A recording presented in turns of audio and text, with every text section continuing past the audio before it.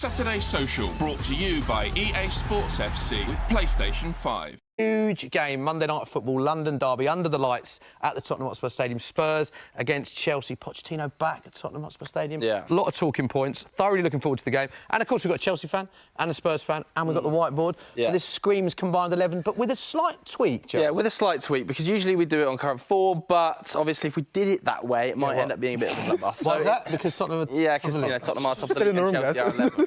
I appreciate the rules, but last time I was on here with an Arsenal fan, I wasn't given that grace. It's fair. Right? Yeah, I know, And the Flav. abuse I got for putting 5 But suggestions... we took your feedback into account, Flav, where you said that was Yeah. unfair, and now we're implementing it.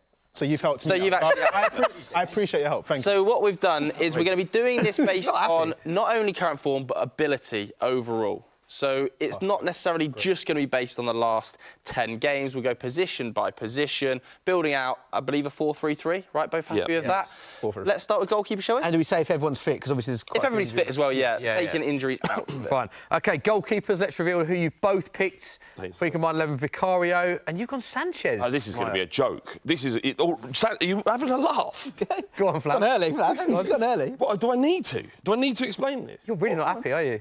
You tell... No, you tell... No, you made that... No, you go first. tell No, me. you go first. That is outrageous. You've only known him for about half a year. What's going on here? Steele was number one while he was at the club at Brighton. De Zerbi said to him, no, he's not good enough.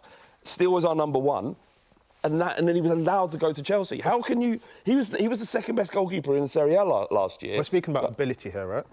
And it's the thing. That's Caio, outrageous. Great goalkeeper. I think he's had an amazing start. As you said, second best goalkeeper in the league last year. Yeah, and cheers. everything. Nice one. Nice shot saving, but Sanchez has proven that he can shot save. He can prove he can play the ball. Yes, he's got a clanger in him, but who is the better goalkeeper?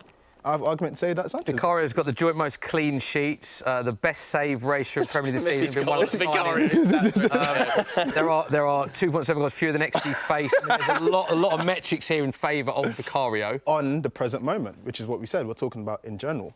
I feel like it's going to be a running theme in your argument. There is no one out there watching this who agrees with you. I'm sure there is. Let's bring James in then as the neutral, the referee. Yeah, neutral. I think the man who was usher at my wedding, I think, has got a good point. I think, let him. This is the way I look, is that Vicario is just working his way up. He hasn't been let go by anyone. There's a strong whiff of being let go by Brighton. Like, Steele's just signed a new contract, and he's actually battling out with another goalkeeper. I think it's definitely Vicario. OK. Sure. James gets the deciding factor in the argument. So that is... Didn't fight that, see. I think Mayo didn't really get angry about that, so I think he's picking his battles now. Yeah. OK, should we right back. go to right-backs? So you've gone with... This has got to be unanimous, surely. Yeah. Both gone Reece James. OK, both gone Reece James. Hard to argue. Conceding here? Yeah, absolutely. Porro's been pretty excellent this season. No, don't get me wrong. I think by the end of the season, people will be talking about them on a similar level. Not to say they're as good as Reece James, but based on their performances this season, their stock would have risen significantly. But as it stands, I concede Reece James. How worried are you, Mayo, about Reece James's injury problems now? Very. Ultimately, when he has been fit and he's had a string of games, we look like a different team. But we just don't see enough of him because he is constantly injured. Of course, Gusto's come in and been good for us, but you do miss someone who's arguably one of the best right-backs in the world, right? Such a good player. You make a great point there. Him and Chilwell, I feel, are so important to the way Chelsea played. They've started 11 of possible 86 Premier League games. That's Chilwell and James since the start of 21-22, 13% of games. So It's not enough, is it? So, yeah, you do miss it, and ultimately, hopefully, he can get fit, because I think with him fit, he just changed the club captain. He does something so differently. Someone very knowledgeable said the best ability is availability. 100%. Who was that, Jim? I think it was me, but I stole it from someone. Yeah. OK, pick him up. OK, so Reece James goes up. So 1-1. So let's should we do the centre backs as a pairing? Who you've gone with as a two, and then we'll bring James in to get his thoughts. So Flav, which two have you gone with? Well, I mean, I'm going with Spurs' two, Romero and Van der Ven. Yeah, both playing well this season. But I'm not adhering to the rules of let's look at how good of players they are, because I wouldn't be able to back my players. These two are incredible, and they will be stalwarts for Tottenham Hotspur for the next couple of years. Van der Ven's ceiling is so high. Yeah. You can't compare him to Silva. I appreciate that. But if you're asking me, would I want Silva in this Tottenham team right now, the answer is no, I want my players.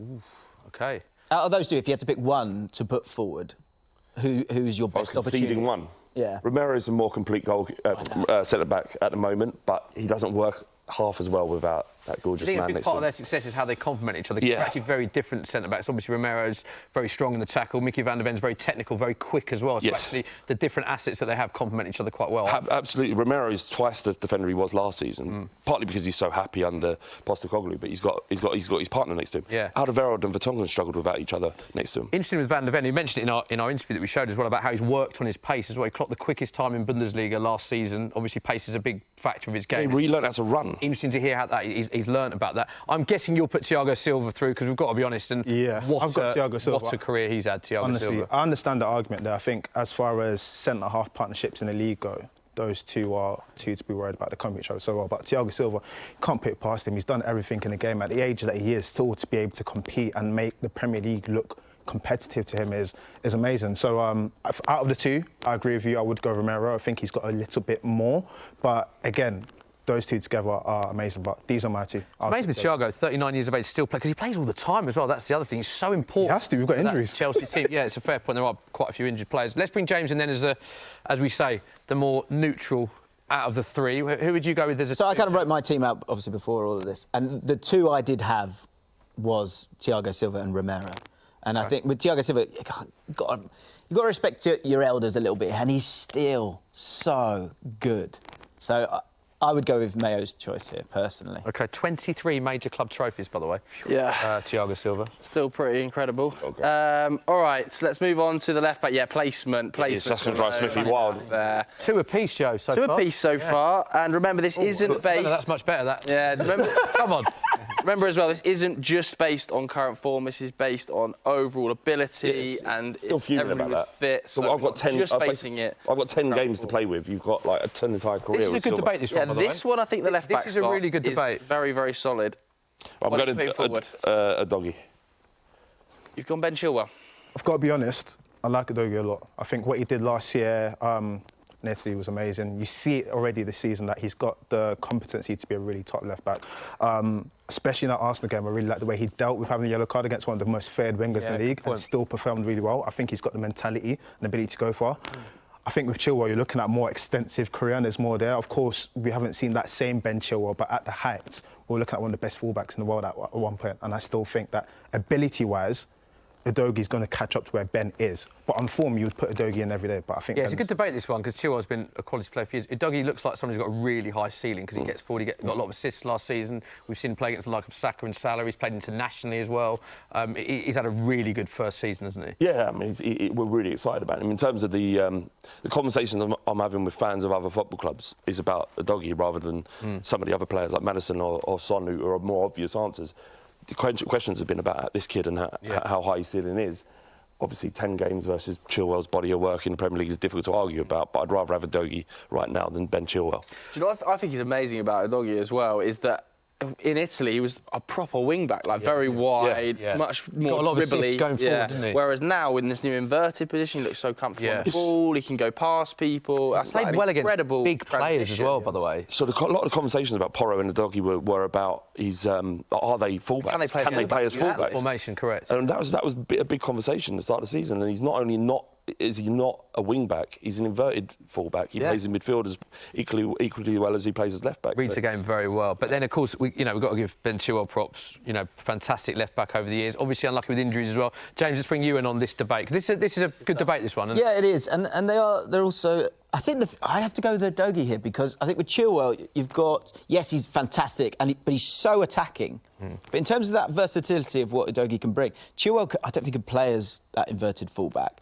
Also, throughout his career, as good as it's been, he's not been the first choice left back for England. He's had a lot of injuries that has blighted him time and again. Best abilities, availability. If you're not fit, you're not it. All that stuff. So Udogie, as well, at his age, to be doing what he's doing, I think he's looking like he's going to be far more complete. I'd have to go with Udogie. OK, Let's get Udogie up come there. on. Chilwell's good. Midfielders then. Midfield, lots of options here. So we're going with the three, Joe. Yeah. Should we do... Well, do we have a defensive midfielder? Are you both taking one name into Well, a defensive role? I've got Caicedo in there. Have you? Well, the option was Sarr or Caicedo, and while I rate Sarr, if I had to choose between their Premier League abilities or what they've done in the Premier League thus far, he's done more with Brighton, and that's why I chose him. I was being Did he have sensitive. Basuma as well? Yes. This is where it gets messy, isn't it? You're three in midfield. So my idea is that Basuma could do what Sarr does in my Spurs midfield. So I think that, as a two, would probably be better than Sarr and Basuma. And therefore I chose Caicedo. No Enzo in your team, presumably? No. No, because the option is, out of the three, is the player that we're both going to choose. Oof. Go on, what have you gone with as a two then, just to see if there's disagreement? So I've gone with my two. Again, Okay. we're not talking about form. Hey on the Caicedo points. I think Enzo is a marvellous footballer. We've seen it at the highest level World Cup. We saw it before he even came to the Premier League. Ultimately, what he can give with his passing forward, his tenacity. Like, I think ultimately for this team, you cannot not have Enzo in. Who's a better passer in your team than Enzo? James Maddison. Yeah, but James Maddison's probably going to come into the team eventually. Is James Maddison in your team? 100%. So, right, so you both got... Right, OK. Yeah, I mean, look, I disagree. I mean, he's played all right. He played very well in Portugal, and since coming to Chelsea, he's played in a failing football team that has been consistently failing for 24 months. Jimbo, what would your two deep line midfielders be then? So my two was, I had Basuma sitting, and I had Enzo a little bit further forward in terms of ability and quality. Basuma, I just think, is outrageous. I think he's so good. He's one of my favourite players to watch, and especially to sit there and play in that position, do the defensive things, but the way he's able to drive past players is astounding. Caicedo is fantastic, but for me, the fit is Enzo and Basuma. As a two, you're talking about as a two, yeah. And I put Basuma ahead of Caicedo at the moment. So OK, so you put in Enzo... So, huh?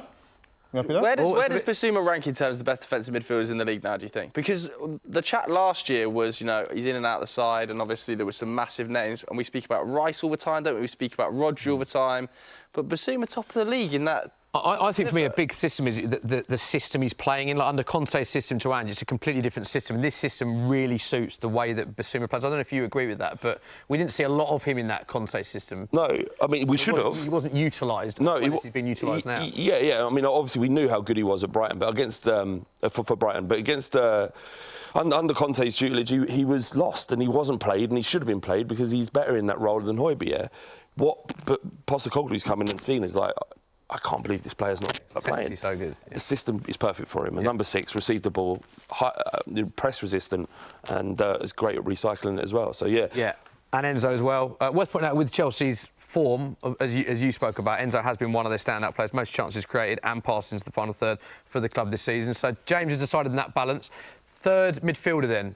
It's got to be a lock, isn't it? This has Got to be Maddison, right? Easiest option. James Maddison, right? Yeah, easiest option. Ultimately, I led a campaign to try and get James Maddison signed to Chelsea for 2 years. I was saying, What was that all about? Go on, tell us we about it. heard the stories, didn't we? I was like, we have to. This is someone who, in terms of goals and assists, for fun, his ability to just change the game at will, such a brilliant player. And of course, Chelsea decided not to, and he's gone to a club where I think, in many senses, is a perfect fit for him.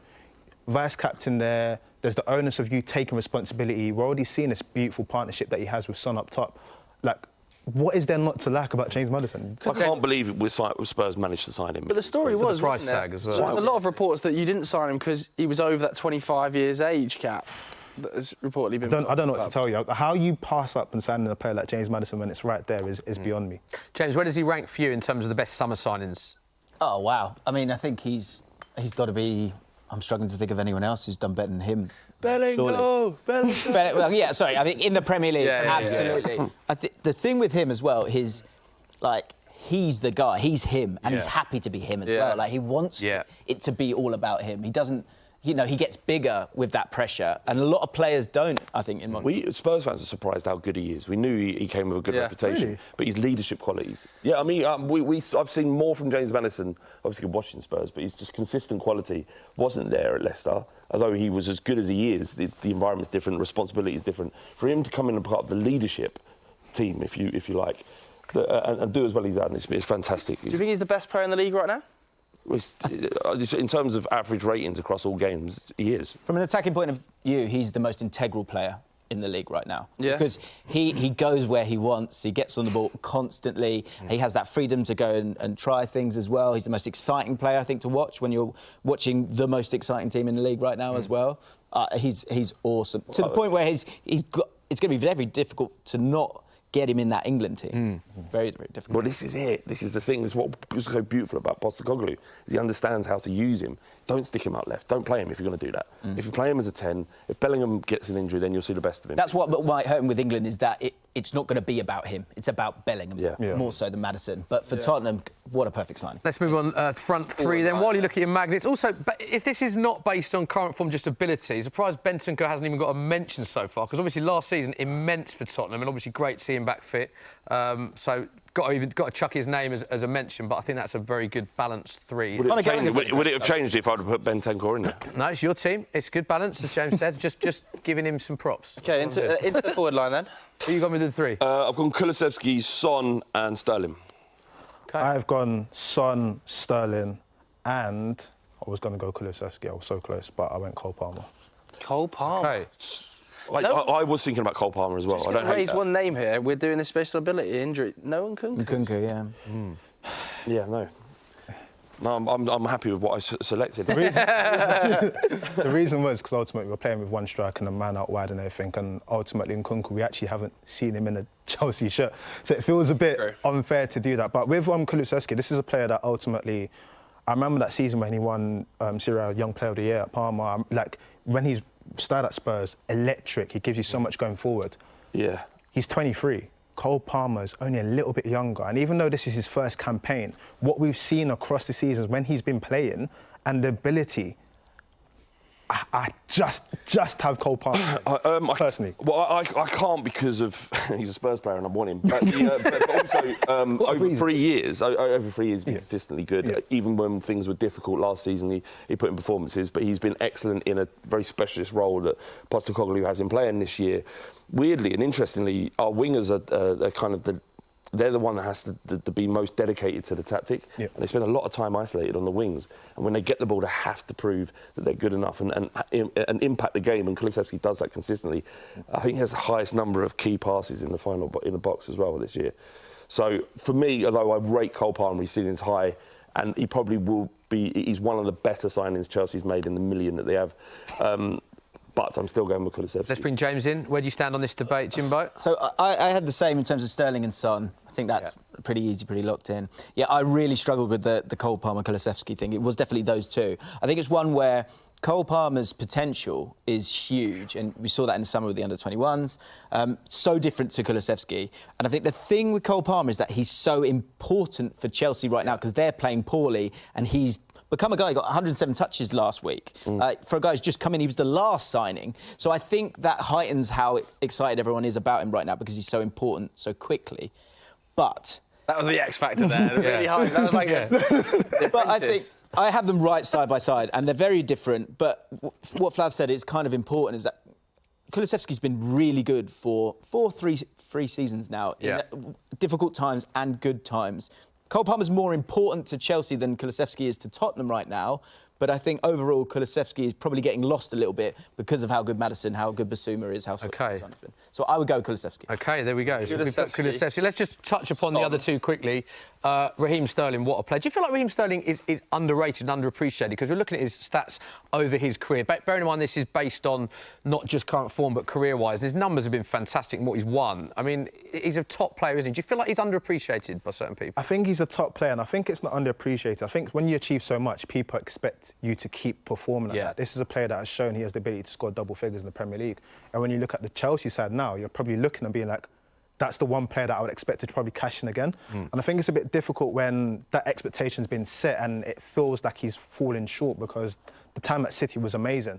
But amazing player. You've seen it for England, you've seen it for City, you've seen it in glimpses for Chelsea. If he can get to his very best, this Chelsea team look different. Yeah, this season I think there have been moments with Sterling where he's just been unplayable. We think away at West Ham, I think it was. There's been definite moments. Dropped by England as well, so he's a little bit angry. Do you not think it just shows the tenacity and the mental stability and strength of him? A lot of players would have wilted away, and to be sold and disbanded by Man City and to come in, and it's been really impressive, his performance. And with Son, similar to what you said about Sterling, there's been games let's stick Son up because obviously number 9.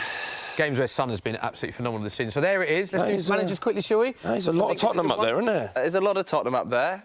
You know, Poch against Ange two top managers. Who are you going for? I will never say a bad word against Postecoglou. He's lost the magnet, though. I go first. Not only do we love him, everybody loves him. And, But you were annoyed about that last time you were on the show. I still am. Stop watching us. Stop talking about Tottenham. Why Ange over Poch, though, in this debate specifically? I can't ask me to talk about that man who's done what he's done. It's part of the item you have to give it.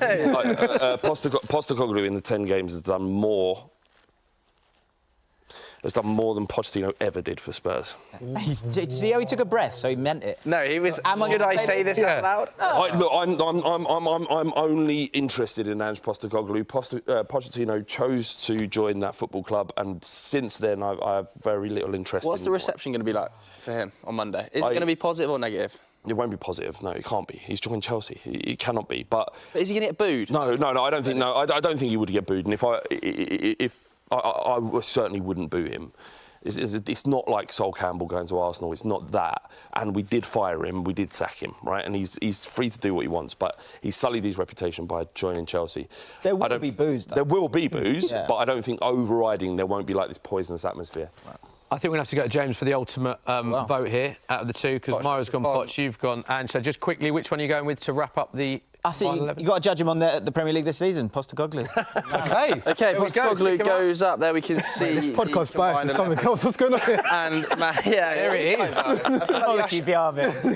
feel like the Ushers have played a little bit of a role there. But